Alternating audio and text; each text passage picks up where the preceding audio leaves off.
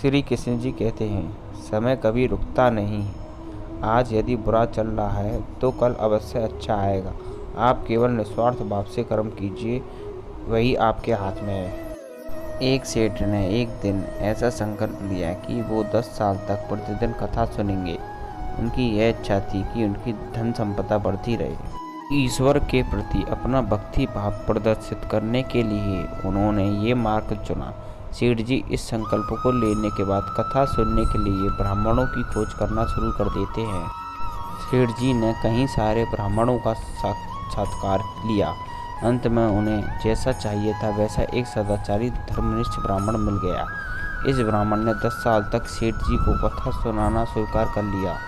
ब्राह्मण तय समय पर प्रतिदिन आता और सेठ जी को कथा सुना कर जाता। 10 साल पूरे होने वाले ही थे कि एक दिन सेठ जी को बहुत जरूरी व्यापारी कार्य से 3-4 दिन के लिए बाहर जाना पड़ा, इसलिए उनके लिए इस कथा को सुनना मुश्किल हो गया।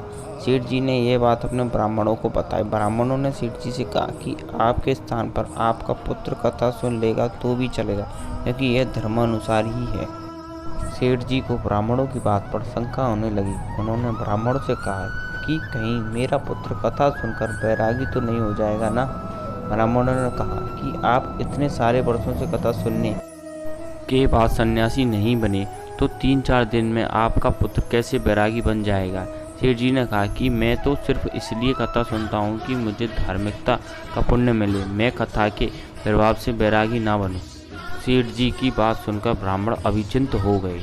वो सेठ जी से कहते हैं कि मुझे माफ़ करना सेठ जी, किंतु आपको कथा का कोई पुण्य नहीं मिलेगा, क्योंकि आपकी धार्मिकता दिखावटी है और आप ये सब स्वार्थवश किया है। सेठ जी ब्राह्मण की बात सुनकर निरुत्तर हो जाते हैं और वो मन ही मन सोचने लगते हैं, क्या अब मुझे मेरे इतने सालों तक का कथा सुनने का कोई फल नहीं मिलेगा। मोरल, आप जब ईश्वर की भक्ति निस्वार्थ होकर करते हो तभी आपको उसका फल मिलता है। स्वार्थ के लिए किए हुए कार्य का कोई फल नहीं मिलता। अगर वीडियो पसंद आई हो तो हमारे चैनल को सब्सक्राइब जरूर कीजिए। धन्यवाद।